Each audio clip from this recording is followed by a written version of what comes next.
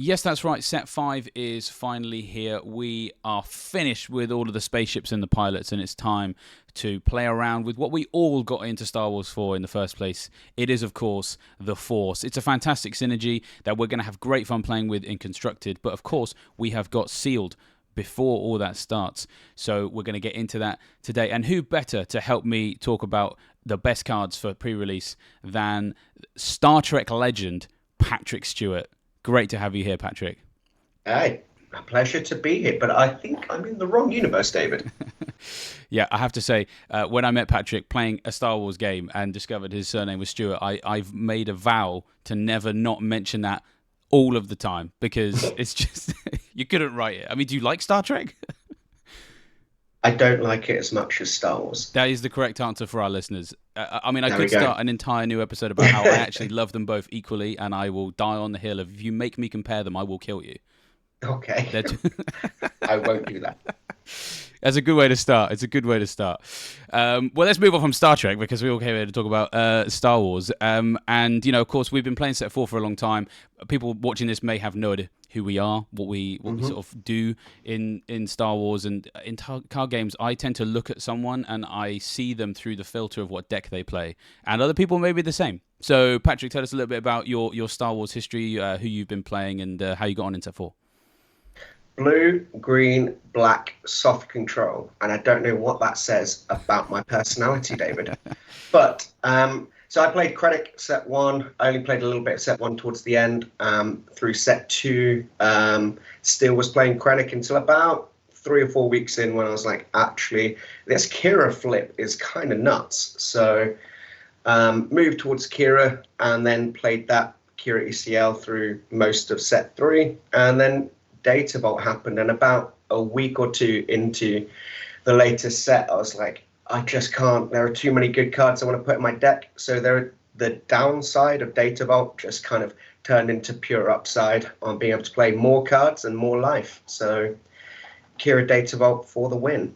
And we should also point out, because we can't let you be the one to do this brag, it's my job actually, is that we were facing Kira Data Vault at our locals when Patrick was bringing the very deck you mentioned there, 2 or 3 weeks before it blew up and was absolutely everywhere, so that when it happened, everyone at our locals just kind of like did the eyes emoji at Patrick in the group chat being like, hold on a minute, wasn't this, didn't you, man's a genius. So, you know, I will just say, Patrick, very good player, we should listen to him. Thank you.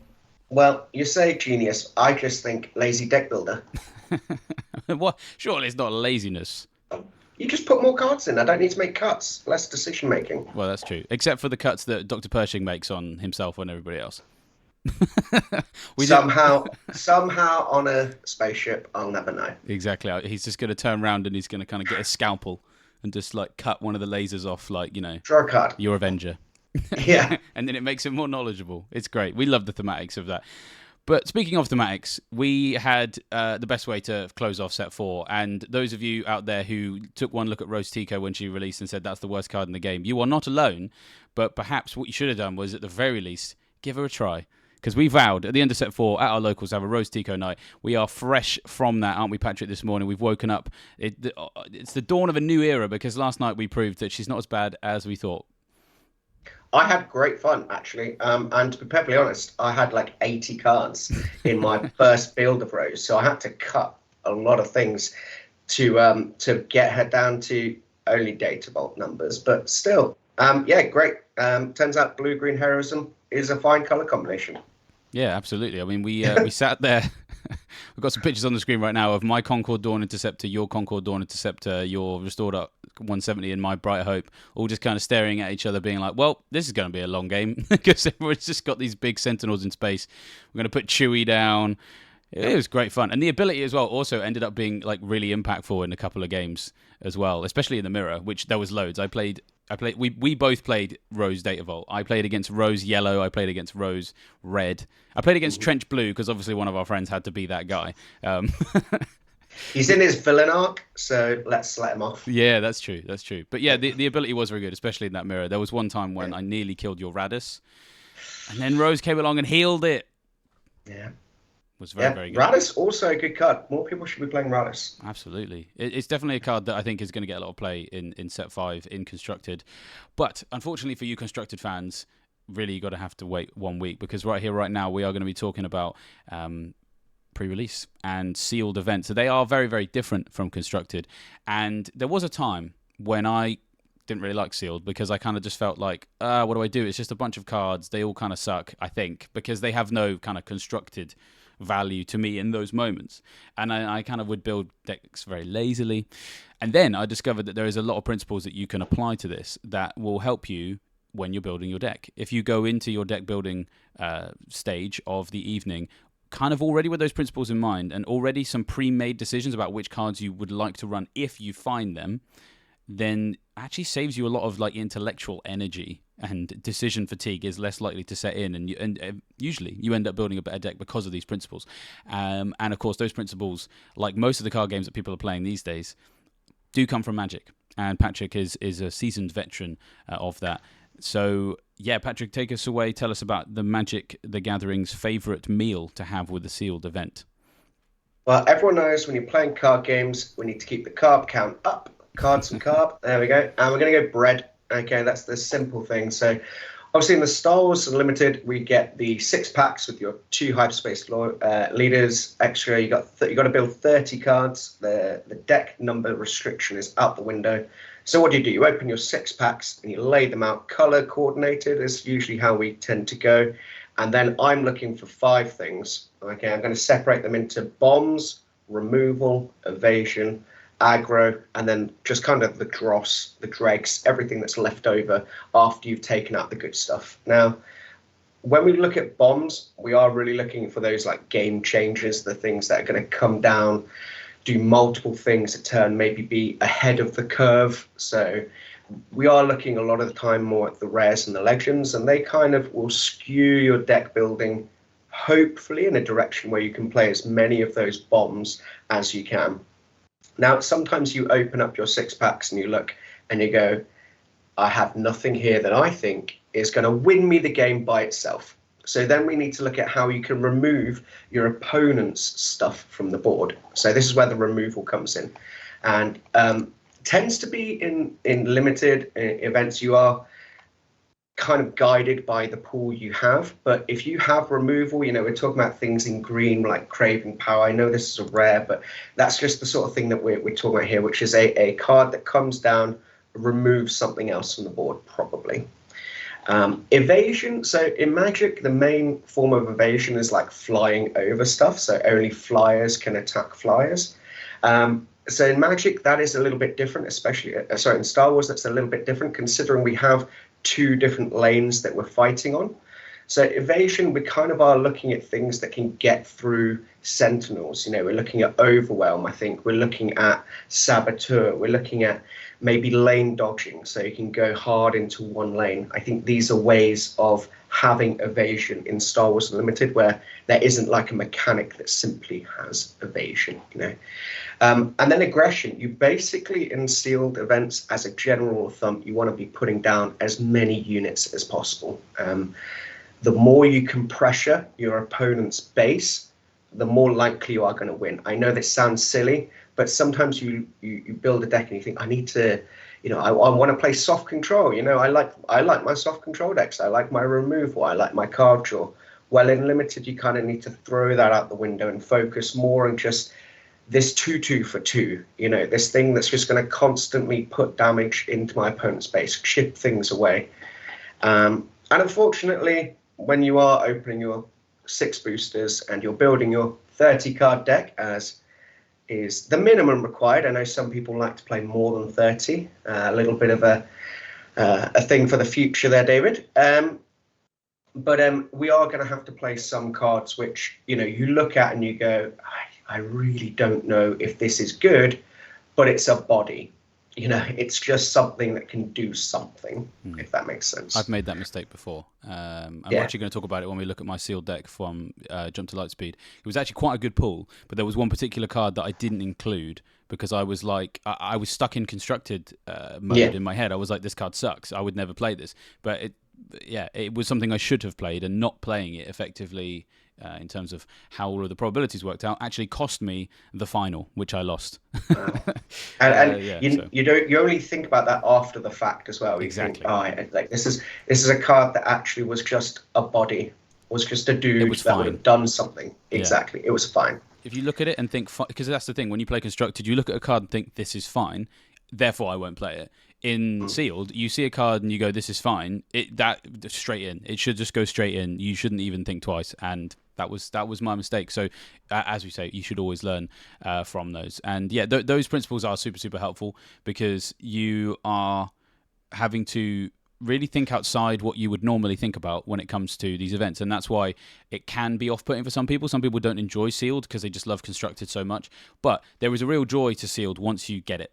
Once you embed those principles, it unlocks this entire new appreciation for the game, which I have experienced. And if there's anybody listening who feels the same way, then hopefully it does the same for you. I made a promise to Patrick that I was going to put his acronym on the screen, and I actually forgot to do that. And what we have on the screen is a Star Wars version, which is very, very similar. And so we'll just kind of go through that now. Yeah. Because I kind of borrowed this off another content creator who had a much better acronym for it. He called it SPACE because he made sure each one started with a letter of that, and I don't want to be done for plagiarism. So we've got CSDAB. It's the CSDAB. It's terrible. It's nowhere near as good as the other ones, but it's kind of a little bit more Star Wars focused, I suppose.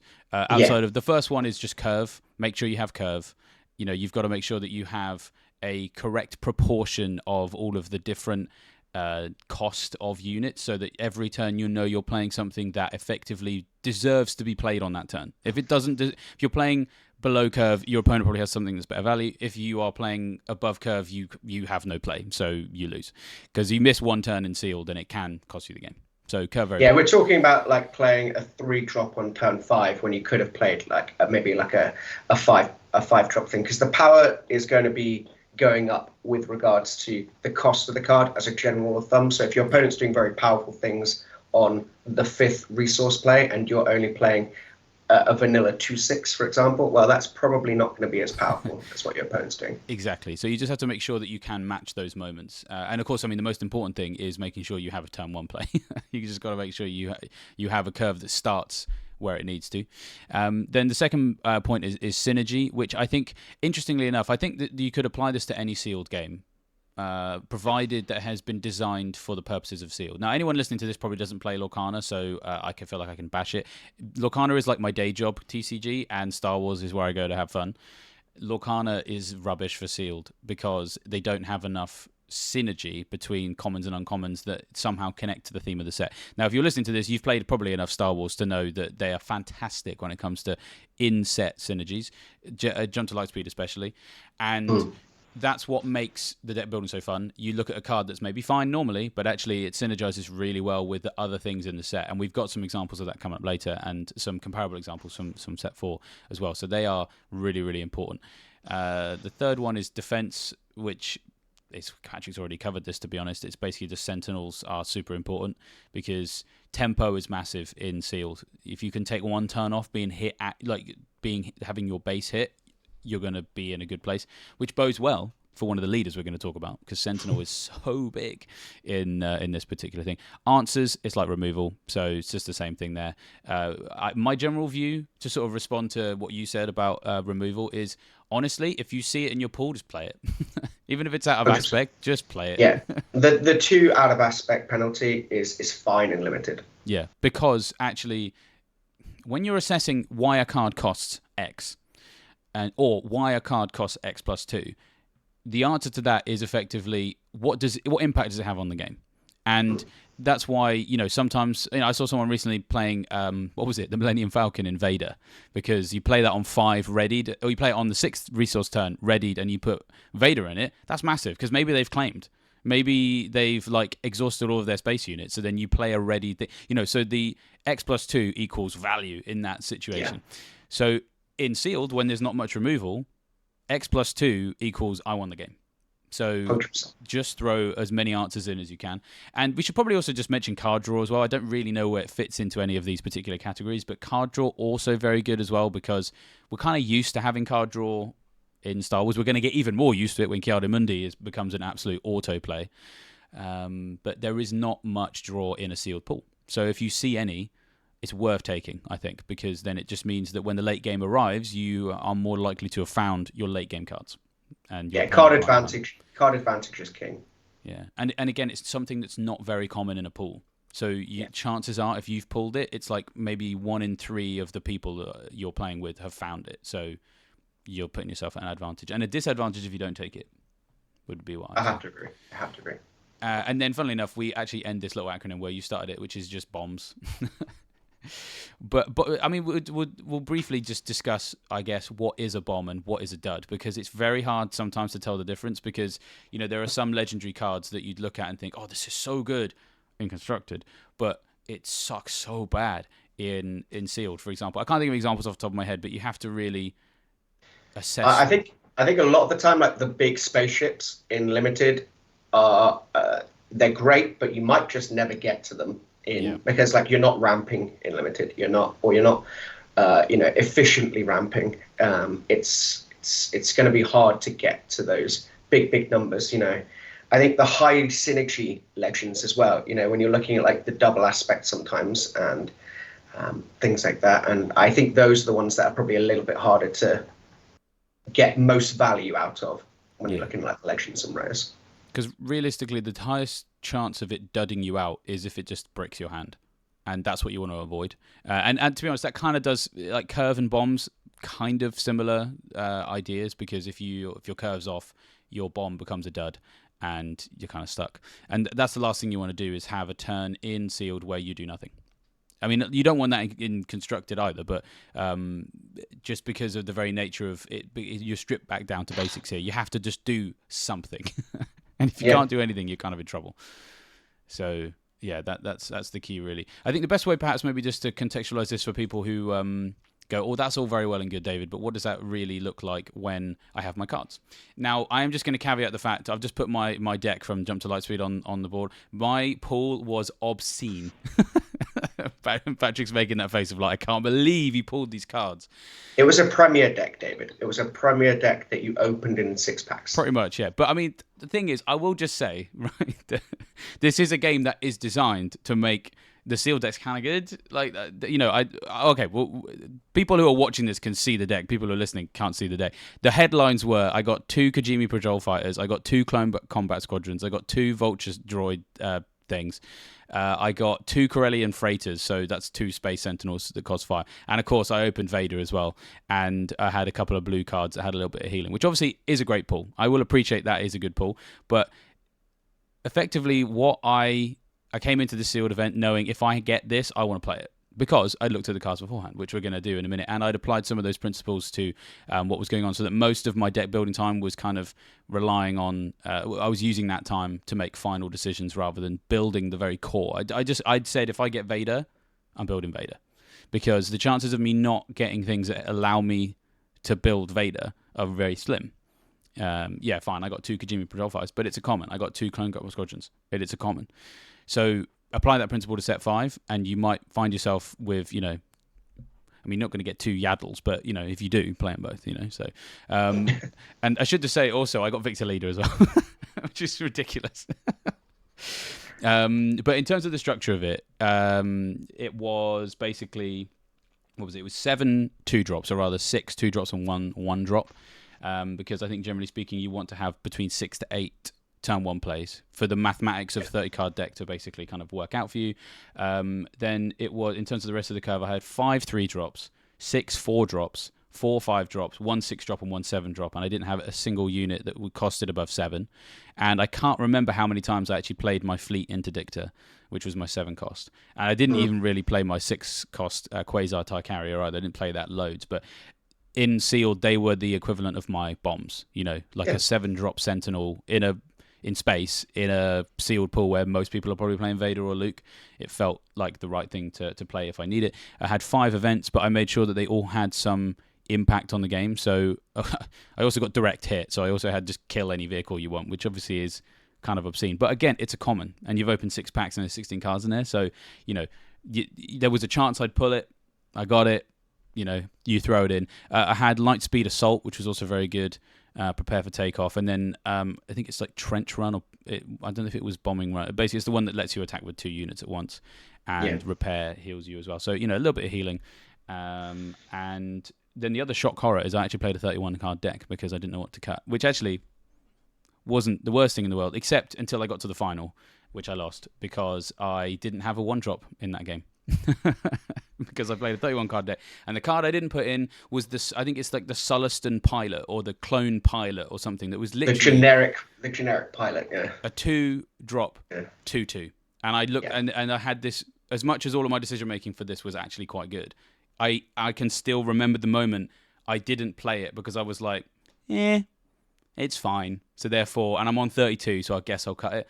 And if I'd have played a 2-drop 2/2 in that final game, I'm not saying I would have won because I lost to a very good player who is probably the king of our local scene, to be honest. So I was always on a kind of like disadvantage anyway. But my disadvantage was even greater because I just didn't play a turn 1 play because I played a 31 card deck. And I didn't take this additional 2-drop. So yeah, I think I will probably aim to have 8 2-drops this time, or rather 1-drop, turn 1 play. As many turn 1, yeah. And I'm just looking through. I was looking through the set earlier, and there are so many 1 or 2-drop units that you just want in your deck anyway. So I think this set for limited has been, built wonderfully. I think it's going to be great fun. Yeah, I think that's the thing, is that there's 2 prevailing attitudes with Sealed. Some people just go, "Oh, you just build whatever you can find," and I used to feel that way. I don't anymore now that I've really I've gone through 2 Sealed events for Star Wars now, and I feel like every set they just get better at making it so that they just maximize the chances that you can build something cohesive and synergistic with the commons. And so then I think you just got to be ready for it. And the way to be ready for that is to have done that little bit of research before you go in. You already know what's good in this format because you've listened to this and you've had some advice from people. is the aim. So without further ado, because we really have skirted around the issue, let's get into the specifics of this set. And you can't really start anywhere else other than the leaders, which I've thrown on the screen, some of the ones that we really like. Patrick, if you've got any additional ones to the ones on the screen, then shout them out. But should we start with blue? We both feel like blue is a good colour for Sealed for all sorts of reasons. But the 2 I like, Talzin looks kind of good. Use the Force, lose your Force token, give a unit -1/-1 for this phase, and it's a 5-drop 3/7. And then Ahsoka is use the Force again, give a friendly unit Sentinel for this phase, and then of course she is a 6-drop 5/6. So they both look pretty good, those 2, don't they? And blue, generally speaking, is good in Sealed. Yeah, and they're both the common blue leaders as well. Talzin's great. She's got the removal-ish. The -1/-1 probably isn't removing a lot of stuff, but it's changing the math. It's making math work in your favor slightly better. And she is a very aggressive deploy, which I think is great. And then Ahsoka, we've kind of skirted around the subject slightly, but Sentinels are limited and wild. Like they will win you games by themselves, and she has that stuck to her front side and back side. So it's very powerful. Yeah, that's the thing. Whenever I build a Sealed deck, I'm like Sentinel, and it goes. It just goes in. Yeah. And now everyone is. Yeah, anybody can be Sentinel. And I suppose what that actually makes me feel like now, just reverse engineering this, I'm going to take any Saboteur I find, which I'd probably do anyway, but there is going to be a high number of people I think who will just look at Ahsoka and think, this is good, I'm going to play this.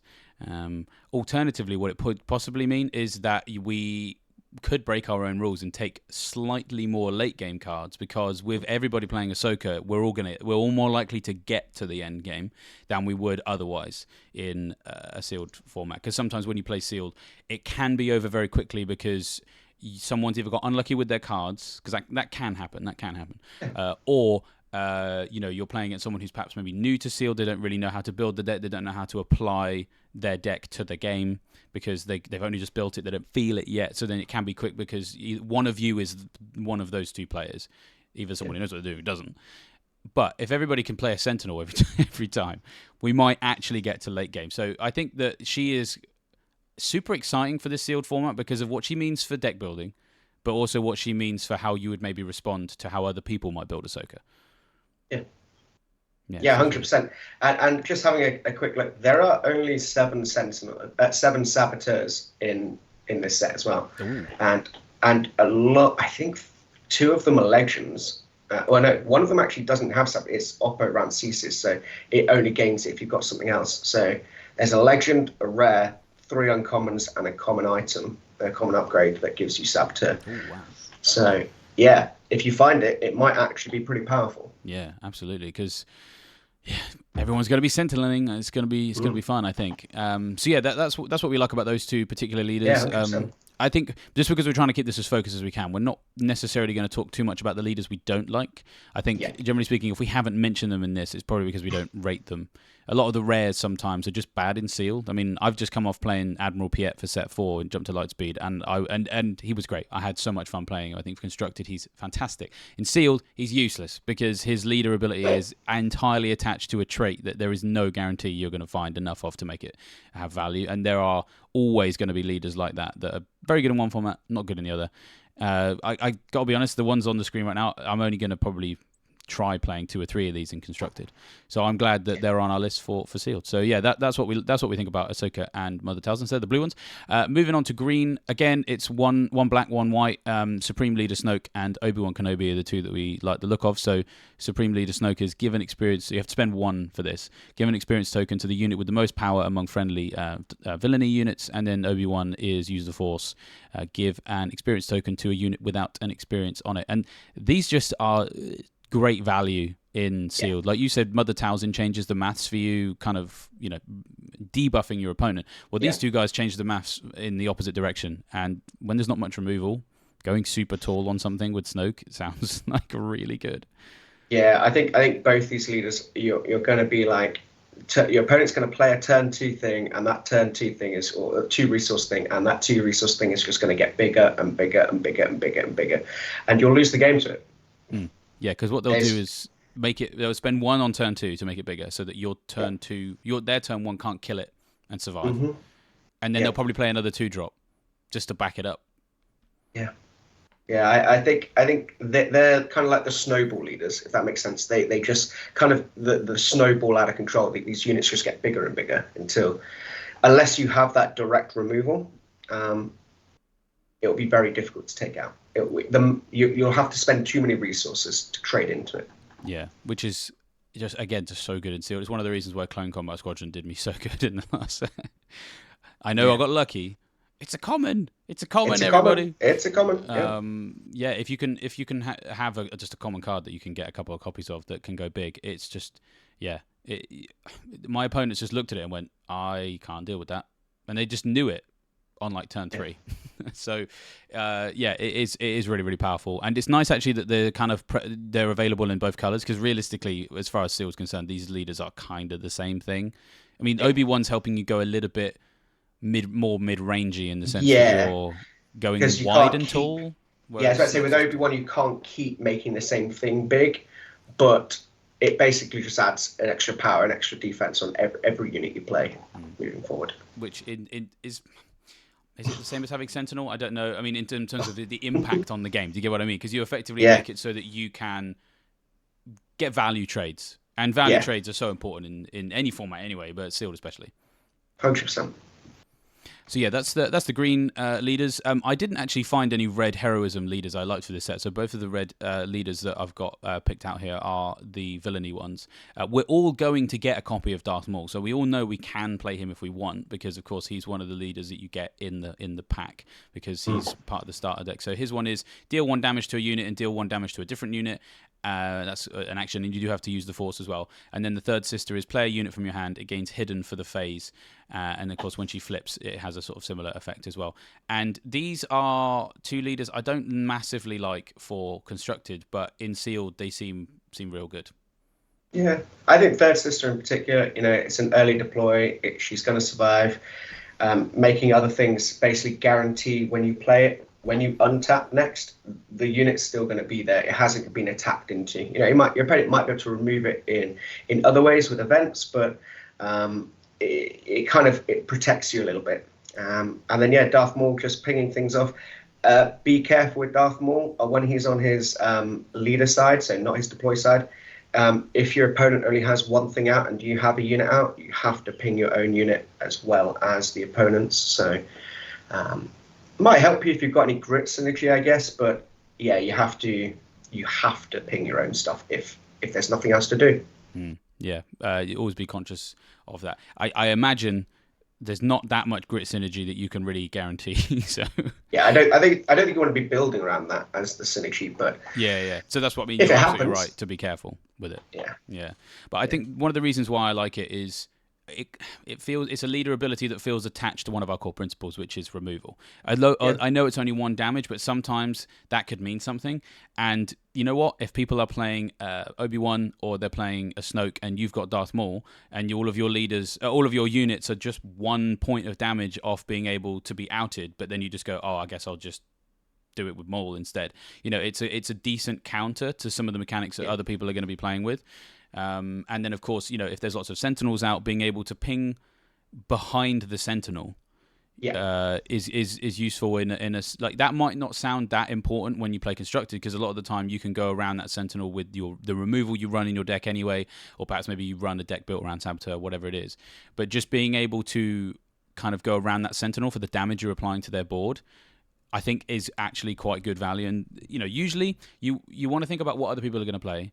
Is there a way that I can subvert that? And, you know, we had, for our set 3 pre-release at our store, one of the guys that won it saw everybody building droid decks. So he built Quinlan. That, like, every turn he could basically ping stuff. And then when he flipped, man, like he could just ping all the droids to death, so that all these people trying to run an exploit deck couldn't do it. And I think that maybe Darth Maul is a way that you can perhaps maybe counter what everyone around you is building. So... yeah. But again, that's the sort of thing you only kind of appreciate when you think about what other people are building. When you first sort of look at that leader ability, it can appear underwhelming, but I actually quite like it for this format.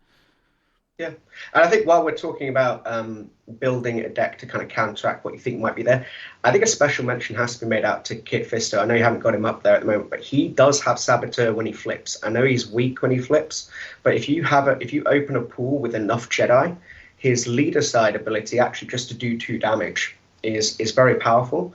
And then having the Saboteur, if your opponents are playing a lot of Sentinel, if you're looking around and people have a lot of blue out on the table, you know, that might be an angle to take. It might be a lane to kind of try and build around. Yeah, I mean, the more I think about it, the more I'm regretting not actually sticking Kit Fisto on the screen of ones that we like, because I suppose I looked at it and thought, oh, it's reliant on a keyword or a trait. There's so much of that keyword. But yeah, actually, so much of that trait. Yeah, it's everywhere. And this is from someone who, you know, I built Vader last set because I was like, there's so many vehicles in this set. But actually, there are so many Jedi in this set that it seems unlikely that you won't pull a few.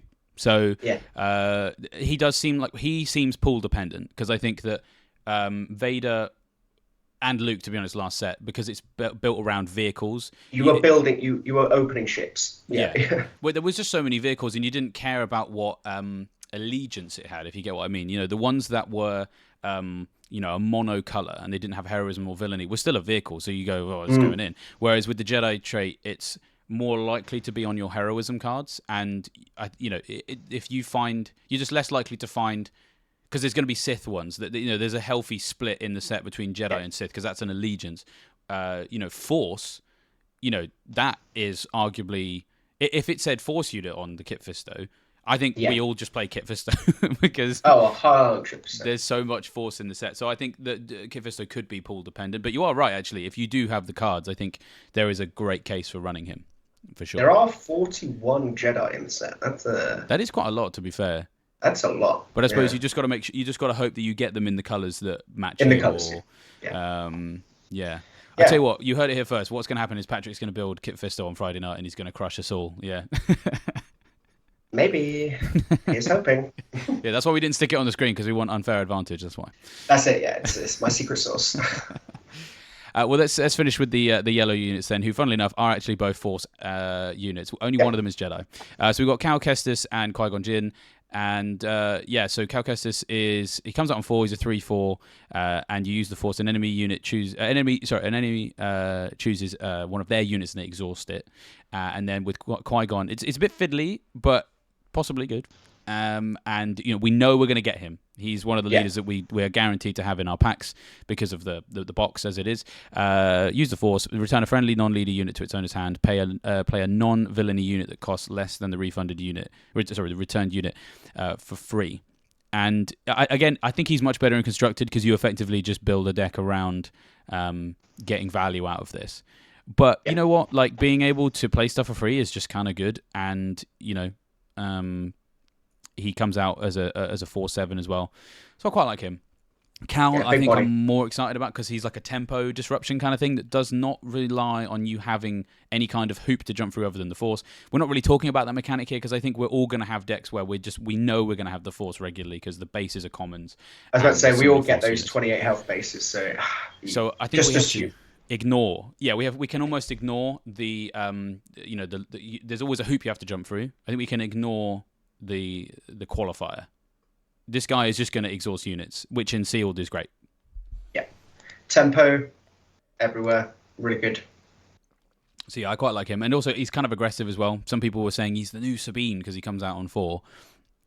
If you have a particularly aggressive deck, maybe you can just flatten your opponent in quick time by on the 4 resource turn, just being able to deploy an additional thing for free, and you just get ahead of yourself, and you've probably exhausted something across turns 2 and across that turn. And turn 2. So he seems quite good as well. So we quite like those. Agree.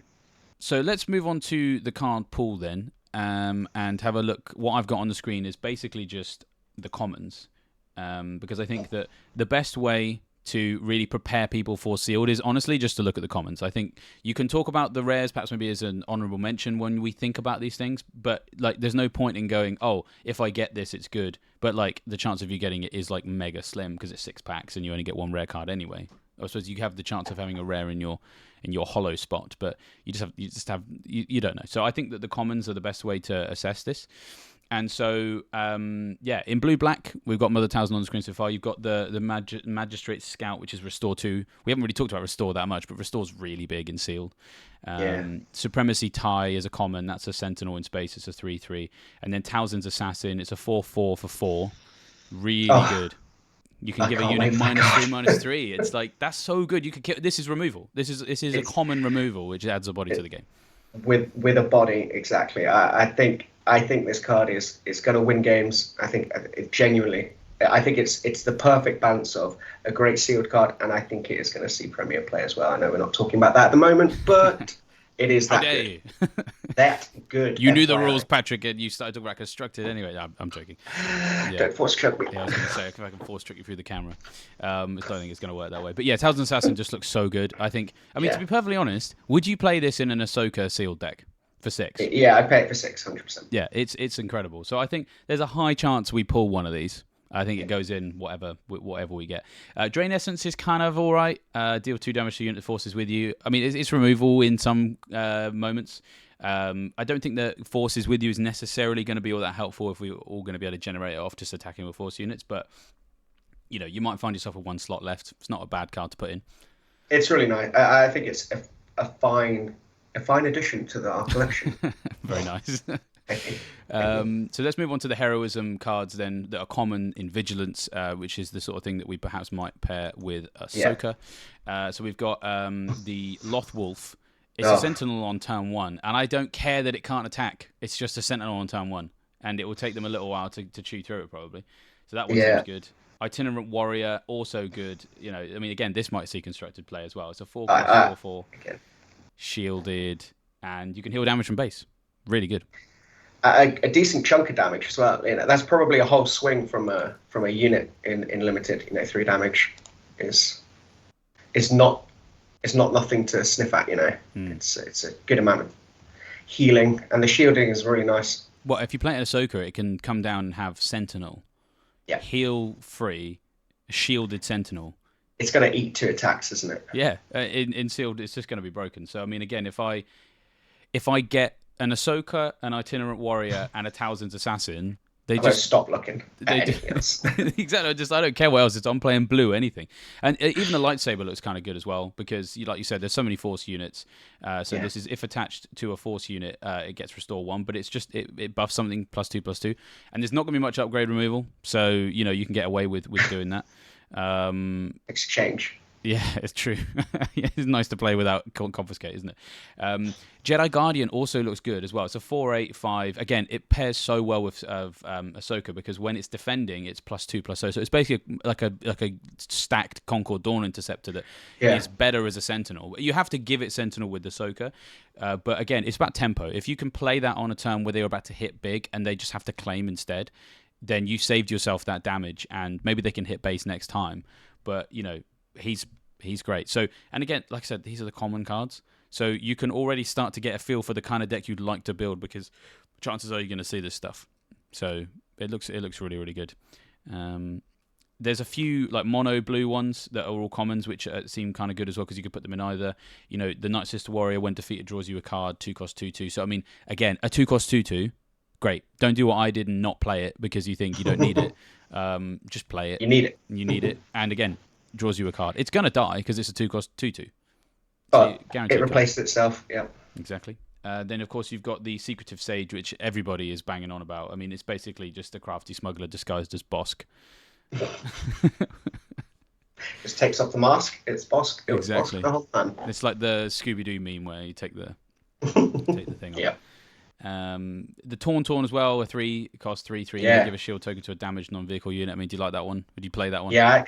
Non-vehicle unit, giving a shield to a Sentinel. And I know we're talking a lot about how good we think Ahsoka's going to be. I think Ahsoka's going to be that good. Yeah. That you kind of have to either build Ahsoka or build your deck to beat Ahsoka. Yeah, exactly. Because she can just play so many of these good cards, and like I said, I really want to play that Talzin Assassin in Ahsoka now because I think it's really funny. A shielded Sentinel is the worst thing for your opponent to look at in Limited. Absolutely. I mean, it's pretty annoying to look at in Constructive, I'll tell you that. To be fair, yeah.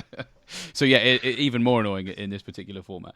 I quite like the Grappling Guardian as well. There's a few Space Whales this set. It's basically removal. It's a 7-cost. I think that's probably the tip of what you want to be looking at playing.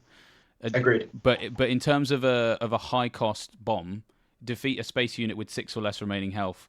I mean, it's like a better takedown on a body. Yeah, 6 remaining health is huge as well. In it kills anything. It's killing pretty much anything. Exactly. Yeah. So I mean, I think honestly, if I get anything blue, I'm playing it. I really want to play blue in this because blue's just better anyway. We were talking yesterday while we were just getting ready for this. Blue has Restore, it has Shielded, it has Sentinel. and it has lots of Sentinel as well. Where's the best play? They're the things you want to play in Sealed. Where are you most likely to find that? It also has the direct removal as well. Yeah, so that's it. Yeah, removal, Sentinels, healing, Shielded. It's just like all the stuff that's broken. I mean, like my Vader was Vader Blue. It wasn't Vader Yellow. Yeah.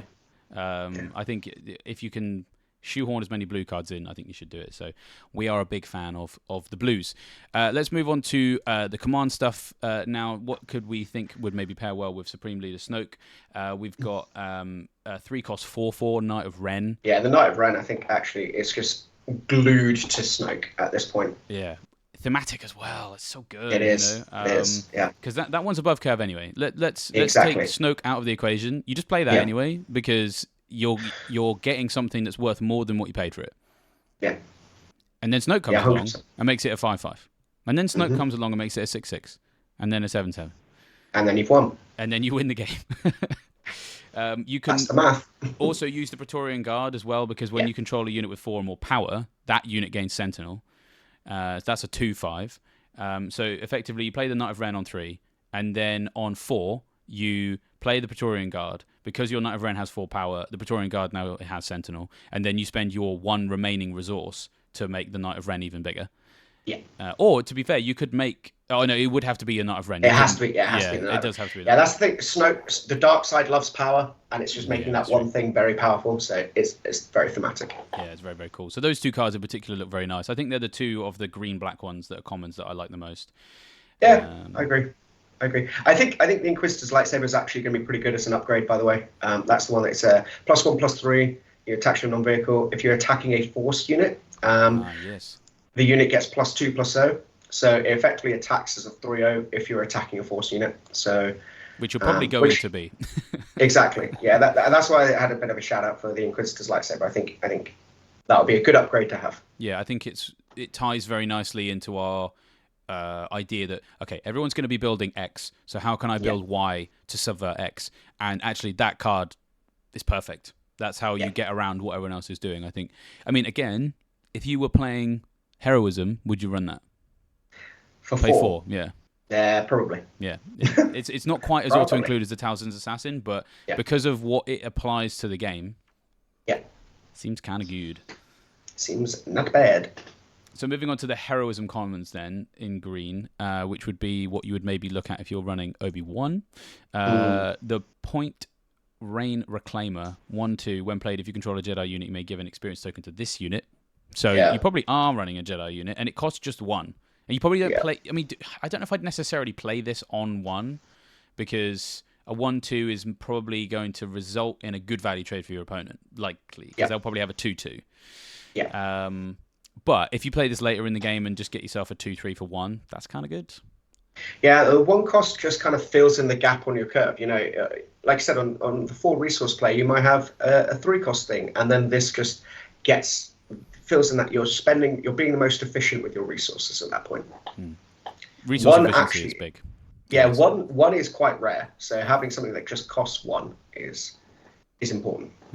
And of course, the other thing as well is that you could actually, to be fair, you could even give this the experience token without the need for the Jedi, because the Obi-Wan ability lets you give an experience token to something without experience on it. So actually, I like it possibly. If you're on the play, this isn't too bad, because it's less likely to result in that value trade, because you play it, your opponent plays something else, you claim, and then the first thing you do is use the Force, because maybe you've got it from having the base that lets you have it, to give it to him or something like that. So that's actually also kind of good as well. I quite like the Jedi Consular as well.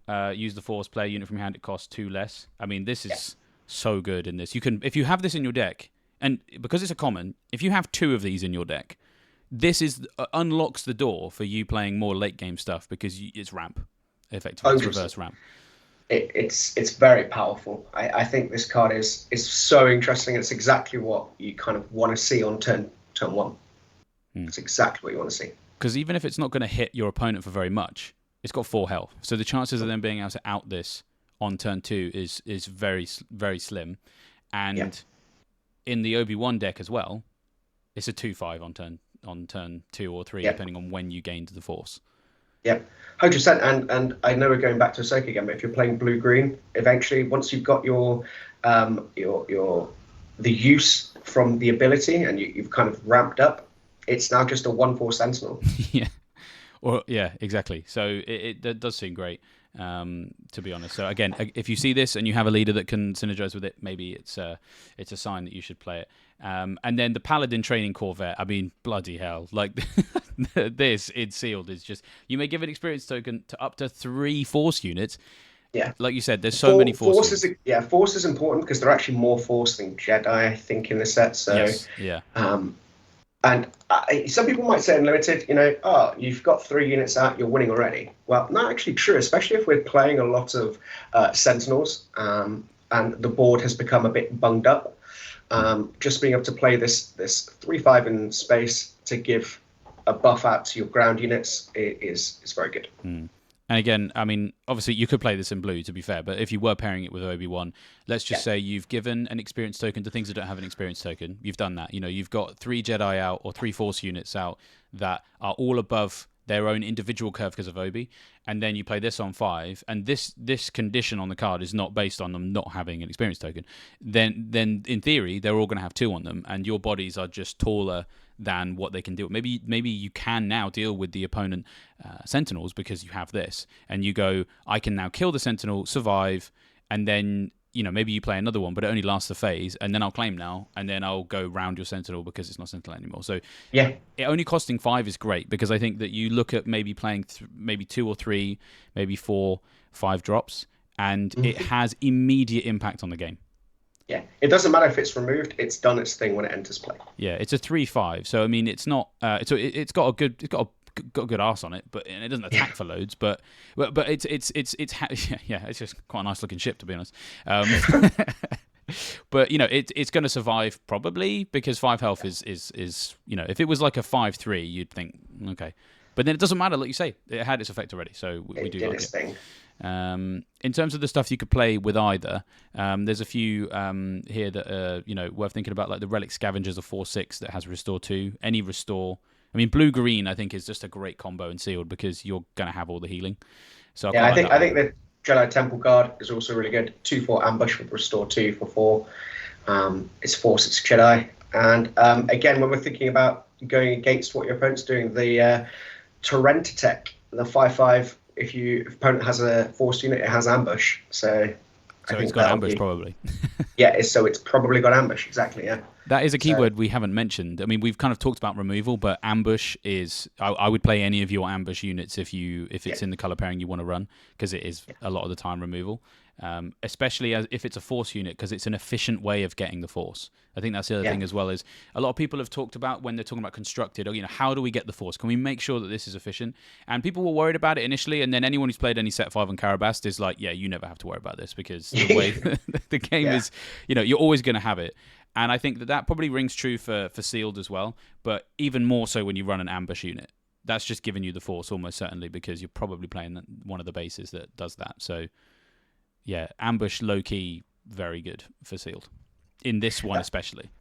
And I say this one would not give you the force because it is not a force unit. Oh, it's not. That is true. Yeah. But other ones, the point still stands. Yeah, Jedi Temple Guards is force. Jedi Temple Guards, it is. Yeah, and of course, if you get the legendary Qui-Gon Jinn, I mean, you're probably going to win anyway because that card's great. But that one, of course, is ambush, which we'll come to when we get onto yellow. So it's aggression next. So we're going to stick on the screen Maul and the Seventh Sister, and we will talk about the heroism units. But obviously, I don't particularly.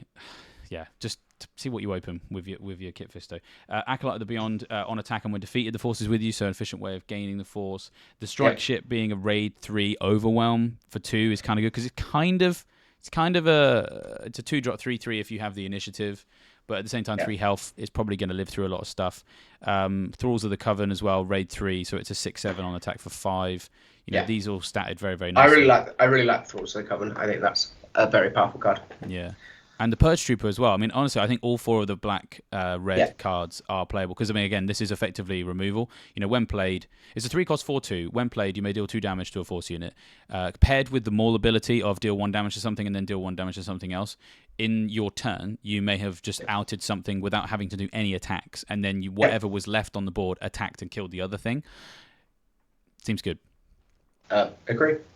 And, of course, with the Seventh Sister, a lot of these things, you play them and they can't be attacked, which is what I like about the strike ship, because an 0-3 is like, I don't really want someone to attack this because they're going to take no damage. Well, now you can't because I third sistered it. I think the same is true for Purge Trooper. Having 2 toughness kind of means it's going to die quite a lot. But actually, it just living for a turn probably means it's attacking for 4 as well. Yeah. So, again, the synergies between the leaders and the commons for red-black just look great. And chances of us pulling those, high. So, and you're guaranteed them all. So, I mean, it's probably worth thinking about while we're on Maul, and we'll get on to Qui-Gon in a sec. It's probably worth it. I mean, it depends how much you care. There'll be some people who are like, I'm just going to build my stuff. But, if you really want to build something really good, I think about what you'd like to see for Maul, think about what you'd like to see for Qui-Gon, and then, of course, we've talked about Ahsoka, because you might not get Ahsoka. You might not. We've talked about Snoke. They're both commons. You might not get them. I mean, I would be very sad if I didn't get them. But you're going to get them all. So having to think about these 4 cards, I think if you get these 4 cards, Acolyte of the Beyond, Strike Ship, Purge Trooper, Tools of the Coven, if you've got them, Maul's looking kind of good. So, worth thinking about that. We should talk about the heroism ones. So is there anything from the heroism commons that you like that you would pair with Kit Fisto? For the commons, I think you got the Jedi Knight. It's a 3/3 for 3. If you have the initiative, you can deal 2 damage to an enemy ground unit, which in combination with Kit Fisto is very good. Because obviously Kit Fisto does 2 damage if you've attacked, I think, with a Jedi unit. So being able to kind of effectively do 4 damage to a unit with 2 cards seems pretty powerful. The Starfighter, it's a 1/4, and this is the important one because it's a Jedi unit in space, of which there aren't that many. So, I think that would be good, and it deals 1 damage to a space unit on an attack, so kind of good there. But other than that, I think we are kind of digging around a little bit in the commons. The uncommons are wild, but we're not talking about those. But FYI, Kaidenwindi, Mace Windu, disgusting. Yeah, we got some really cool uncommons that we're gonna talk about at the end. It's like, if you get this, play it. You just play it. So that we can get onto those incredible cards, let's finish off with the cunning commons then, which we could maybe play with Cal Kestis or Qui-Gon Jinn, that I particularly like. I like the N1 Starfire. I mean, Phantom Menace. I do too. It's powerful. It holds so much sentimental value to me. I rewatched it again the other day, and I feel like a little boy again. And one of the things that makes that film so good is that, you know what? An N1 Starfighter is just a really sexy looking spaceship, and I've got like every Lego version of it you could ever possibly imagine. So I'm so glad that it's a 3-2 in space, because I love a 3-2 in space. I mean, you have to pay like 15 quid to get that in red black these days to get a Kylo Titanus. Yeah, so true. And I think this might be the first one we've seen in cunning, a 3-2 in space for 2. Obviously we had the Fireball, which was a 3-3 with ambush, but there's big downside on that. So because it becomes a 3-2 once it takes that damage on itself. Exactly. So this one, I just love it. So I definitely play that. The Youngling Padawan, just gain the Force when you play it. Incredible. It's so good. Yeah, really powerful. The Nubian spaceship as well. When played, draw a card. Obviously, you have to discard a card from your hand when defeated, but I think concealed, that's fine, because you are almost certainly going to find that thing that has no value in this matchup because you had to throw in some rubbish card. And with Qui-Gon, you just attack with it, bounce it back, because it kind of defends against the when defeated trigger. Yeah, or you could keep cycling it, couldn't you? Because you'd play it on 3, draw the card, then on the next turn, bounce it, and then on the turn after that, play it again, draw another card. It's slow, but if you're not getting the downside of the when defeated, I think it's fine. And then eventually it might die because your opponent goes, you're getting too much value off that. But you've got too much value off that. So. You've already got the value off it, absolutely. Yeah. There's an ambush force unit in the Mysterious Hermit as well, which seems kind of good in yellow as well. Anything else from cunning? The Jedi Sentinel. Of course, yes. 5/4 for 4 with, as long as you have the Force, it has Sentinel. And you're going to have the Force because you played the Padawan the turn before. That seems really powerful. Yeah, it does seem very, very good. Anything in the mono yellow stand out to you? And we've got a shielded 6/6 on the Sorcerers of Tund. I was about to say the Sorcerers of Tund is probably where I'm at. I think a shielded 6/6 seems pretty good for me. Aside from that, I think there's not a great deal standing out. The only other one, I think, Ascension Cable is the one that gives Saboteur. Yeah. I think if you get that, you play that whatever color you're running, because there's a high chance of Ahsoka. Yeah, 100%. So let's quickly finish on the uncommons then, because we should talk about them. They are good, this set. And they might be the bombs, to be honest, which is weird because they're the uncommons. But we'll start with blue. I think we're looking at things like Chirrut Imwe. Chirrut Imwe. I think Chirrut Imwe needs to be talked about. Needs to be a lot of looking at and going, I'm gonna lose to this card when my opponent plays it. I don't know how you get around this. I suppose there was the Inquisitor's lightsaber that gives you the +2, so you can effectively offset his ability. But that's still a 2-for-1 for you if you have to play the lightsaber on them to get through the Chirrut. Five booty is big. Sentinel's big. As long as you've got the Force, giving -2 power, I think it's going to stall up the board for a long time. Yeah, absolutely. So I think, again, that's just an auto-include if you draw it. So I think that's the only thing that we have to say with these uncommons is you may not see this, so don't plan an idea around having this. But if you have it, you throw it in straight away. I might even possibly say Watto is a card I would auto-include. I would say Watto, he either draws you a card or makes things bigger. It's kind of perfect. He's a 1/6, so again, that 6 toughness is just sticking around. Yeah, that ain't dying. No. I think we kind of skipped on Karis. I think Karis in the villainy, True. She's the uncommon. If you got the Force when she's defeated, give something -2/2. So it's just another form of removal. Yeah, I mean, Mother Talzin is looking very good for constructed. So if you find some of the pieces for it here, it's good. I mean, it's a bit like the whole Vader thing, without wanting to repeat the idea. It's like Vader ended up being like competitively useful in constructed. So based around the fact that you probably owned that deck without even trying to, the Mother Talzin deck could be very similar. So you may well find it. So I also quite enjoy the old Dakar as well. I mean, you have to find the right night cards, but to be fair, you may find them because you're playing Force, but you can basically just play stuff for free, which I really like. And we've already talked about Talzin Assassins common. I think that'd be great.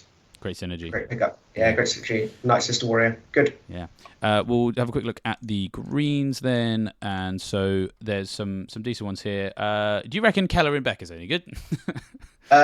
How does a 7-power non-ambushing Darth Vader sound? Yeah, it sounds pretty good. I mean, in heroism, yeah. Again, like you might look at, I think 7 cost, but there's a high chance you get to that turn, and I would just run this if I found it because the value is just too good. You're just going to be able to play 2 units. It is a 2-for-1 in your favor, and anytime you can make 2-for-1s in your favor, it's got to be worth it. Another auto include for me is I never know how to say his name. Is it Gunji? Gunji? Yeah, Gunji. Yeah, Gunji. 2-5 is just good anyway. That 5 toughness is going to be a problem. Yeah, and then put him in an Obi-Wan deck, and then he's a 3/6 on turn 2. Yeah. Like, well, I mean, we won't talk about it, but that's definitely going to happen in constructed. Yeah, I've had someone play set 2 Han with that guy and force throw me on turn 1. So. Because you just play him for 1 and then he's like a 2/3 basically, which is actually pretty normal. It's fine. Yeah. It's like Tarkin Town. It becomes a Tarkin Town because you basically just play this booty, and then wait, your guy's dead. Oh, okay. So you're 1 turn up. So he's very good as well. Yeah, great. Quite like the look of him. The uncommons in red. You've already mentioned Bardi-Mundi. I mean, again, you have to run him in heroism if you're playing constructive. But again, like playing him in sealed in a villainy deck is not terrible.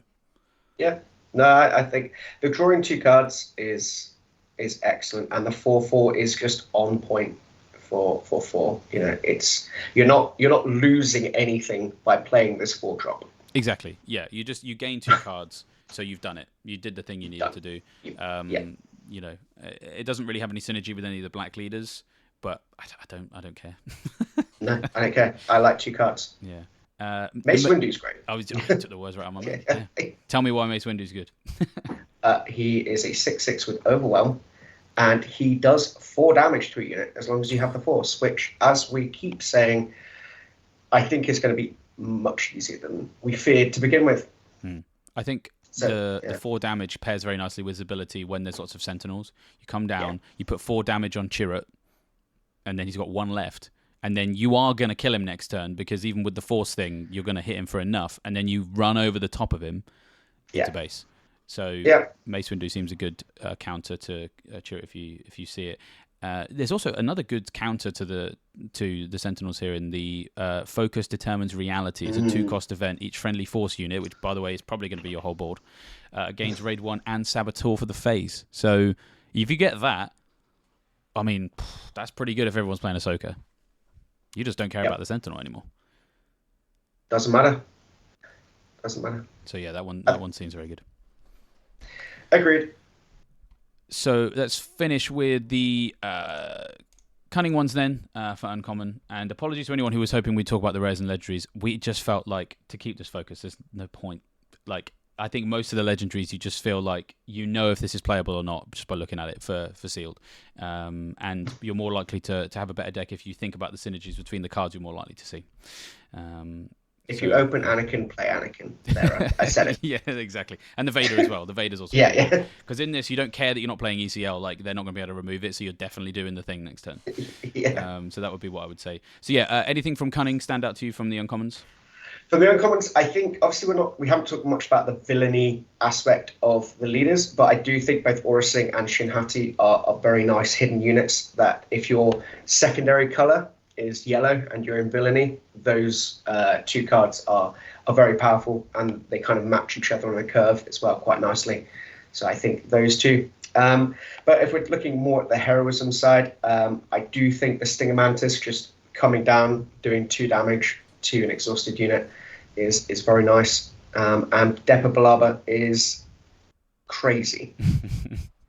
Yeah, it's a 5/7 5/7 Saboteur with ambush. Ambusher. Yeah, Yeah. it just come down and it's very And cool. like we keep saying, if we think Ahsoka's going to be everywhere, Sentinel's going to be everywhere. Saboteur's excellent, and a 5/7 ambush Saboteur is fab.